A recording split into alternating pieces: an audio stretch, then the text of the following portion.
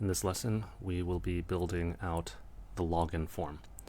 So I'm going to go to VS Code and go to the login page, and I'm going to replace this part with the login form. So actually I want to create a login form component, and this component will be a client component because there are client-side interactions with it.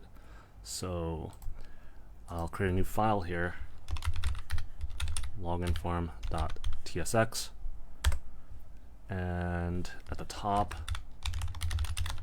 I'm gonna type in use client, and here I will export default function login form, and I will return div h1 login, and then here I will have the form element, and then I'll have a div here for the username, and this will be an input, and it's going to have an ID of username, name of username, type text, and for the next input here we'll have password,